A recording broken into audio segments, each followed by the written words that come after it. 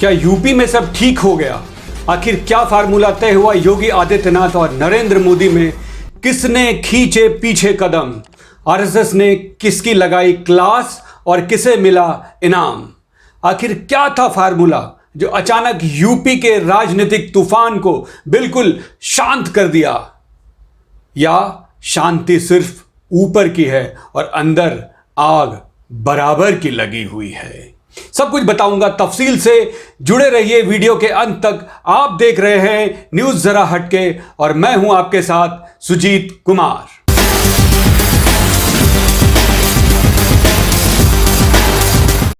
UP में चल रहे बवाल को शांत करने की किसने चली चाल, आज बताऊंगा आपको। जैसा कि न्यूज़ जरा हटके ने आपको पहले भी बताया था कि यूपी मसले पर उस वक्त मोदी जी और योगी जी के बीच गदर कटा हुआ था। केंद्रीय नेतृत्व को हस्तक्षेप करने के लिए लखनऊ तक कैंप करना पड़ा था। सिर्फ केंद्रीय नेतृत्व ही नहीं, मामले को संभालने के लिए आरएसएस के शीर्ष नेतृत्व को भी प्रत्यक्ष रूप से हस्तक्षेप करना पड़ा। फिर कई दौर के बीच बचाव के बाद अभी माहौल बाहर से शांत दिख रहा है। लेकिन ज्यादा निश्चिंत मत होइए, क्योंकि हो न हो ये तूफान के पहले की शांति हो।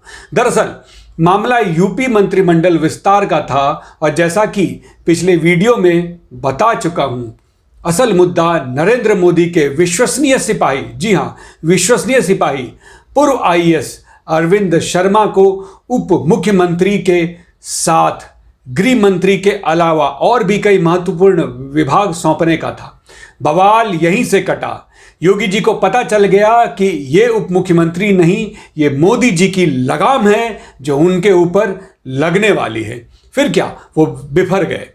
केंद्र करीब करीब योगी जी के कोरोना के दिनों में धूमिल हुई सरकार की छवि और ब्राह्मणों की नाराजगी जैसे कच्चे चिट्ठे जमा कर उनके ऊपर इस्तीफा का दबाव बनाना शुरू कर चुकी थी।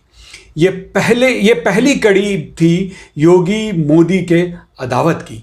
लेकिन जिस तरह से सन 2002 में वाजपेयी जी ने मोदी जी को गुजरात मुख्यमंत्री पद से इस्तीफा देने को कह दिया था, लेकिन मोदी जी उसके बावजूद अपनी कुर्सी बचा लिए थे। इस बार भी बिल्कुल वही हुआ और मोदी जी की इच्छा के खिलाफ योगी आदित्यनाथ ने अपनी कुर्सी बचा ली।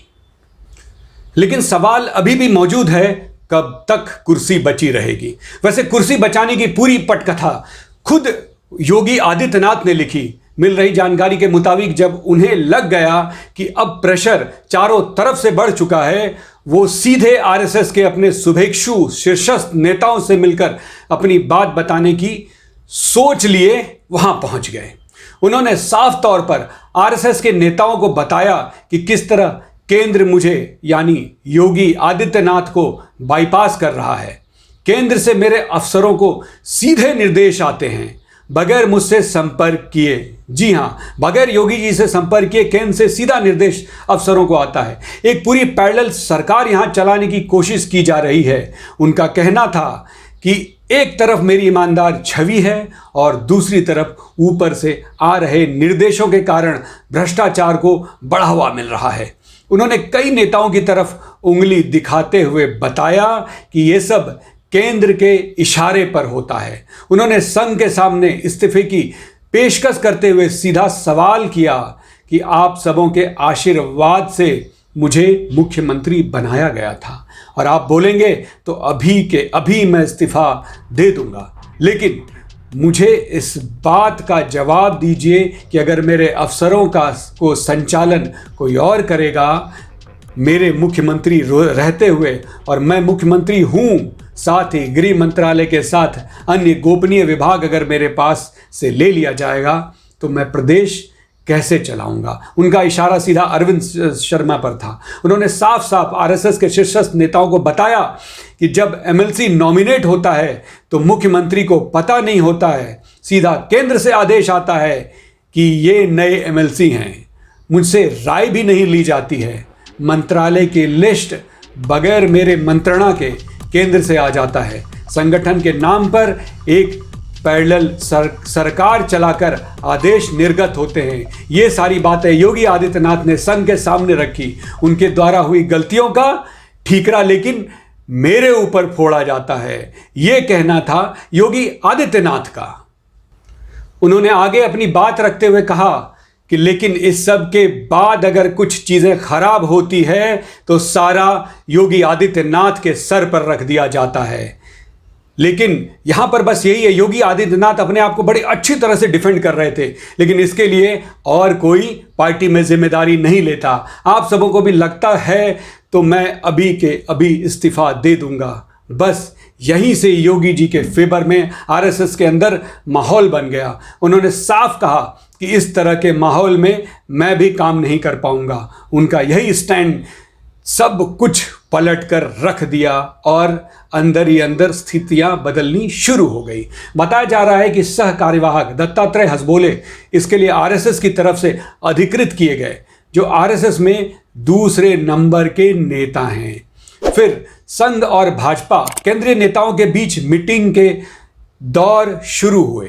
जी हां, मीटिंग के दौर उसके बाद भाजपा और संघ के बीच शुरू हुआ और इस बीच फार्मूला तय किया गया जिसमें नरेंद्र मोदी और योगी आदित्यनाथ दोनों को अदावत छोड़ एक एक कदम पीछे हटने का निर्देश दिया गया। सूत्रों से मिल रही जानकारी के मुताबिक यह तय हुआ है कि योगी आदित्यनाथ ही मुख्यमंत्री बने रहेंगे। ये योगी आदित्यनाथ की यहाँ पे जीत हुई है और इनके नेतृत्व में ही चुनाव होगा। ये भी एक बड़ा फैसला है। इसी क्रम में यूपी बीजेपी के ट्विटर अकाउंट से नरेंद्र मोदी की फोटो हटाई गई थी, जिसके लिए पिछले दिनों बहुत बवाल हुआ था मीडिया में। मतलब ये आरएसएस के फार्मूले के तहत ये सब हुआ था। हो सकता है जल्द अब यूपी मंत्रिमंडल का विस्तार हो जिसमें ब्राह्मण पिछड़ा का प्रतिनिधित्व को ध्यान में रखा जाएगा। और अरविंद शर्मा के मामले में भी, जहां योगी आदित्यनाथ उन्होंने राज्य मंत्री भी उन्हें नहीं बनाने देने का दावा किया था, उसमें भी उन्हें नरम रुख अपनाने के लिए कहा गया है। इसलिए अब उम्मीद की जा रही है कि जल्द विस्तार होगा और अगले विस्तार में अरविंद शर्मा भी मंत्री बन सकते हैं। लेकिन योगी अभी भी उनके उप मुख्यमंत्री के फेवर में नहीं है, क्योंकि सत्ता का पैरेलल चैनल वो उन्हें नहीं बनने देंगे। और संघ ने उनकी ये बात तत्काल मान ली है। मतलब फार्मूला तय हो चुका है और जनता में सब कुछ ठीक है का मैसेज देने के लिए यूपी के मुख्यमंत्री योगी आदित्यनाथ का दिल्ली दौरा शुरू हुआ। जी हां, वो एक एक कर गृह मंत्री अमित शाह, प्रधानमंत्री नरेंद्र मोदी और भाजपा अध्यक्ष जेपी नड्डा से मुलाकात किए। और उसके बाद यूपी के मुख्यमंत्री ने इन दोनों के बारे में अपने ट्विटर पर इसे साझा करके ये संदेश देने की कोशिश की है कि हर तरफ शांति शांति है, लेकिन कहीं ये शांति आने वाले तूफान का संकेत तो नहीं, क्योंकि योगी आदित्यनाथ को यकीन हो गया है कि उन्हें अस्थिर करने की कोशिश की गई थी। जी हां, उन्हें तो अब ये पता चल चुका है और जब शेर घायल होता है तो वो पलट कर वार श्योर पक्का डेफिनेटली करता है। तो अब ये देखना है कि किस तरह से ये शेर कब पलटकर वार करता है, लेकिन तत्काल तो अभी शांति है। और ये थी हमारी पूरी की पूरी रिपोर्ट यूपी के पूरे घटनाक्रम पर। जैसे अभी बाहर से सब शांत दिख रहा है, मालूम नहीं अंदर अगर उबाल आ रहा हो वो अब चुनाव के पहले या चुनाव के बाद क्या होता है। और हाँ, एक ज़रूरी बात, योगी जी इस बात के लिए मना चुके हैं संघ को कि स्वतंत्र देव ही वहाँ के भाजपा अध्यक्ष यूपी के रहेंगे। तो ये थी हमारी यूपी पर पूरी रिपोर्ट एक बारीकी के साथ। अगर आपको हमारा चैनल पसंद आया और आपको ये वीडियो पसंद आया है तो प्लीज़ इस वीडियो को लाइक कीजिए। और आपको लगता है कि इस पूरे उसमें मैंने सच्चाई रखने की कोशिश की है तो अपने दोस्तों के साथ ज़रूर साझा कीजिए।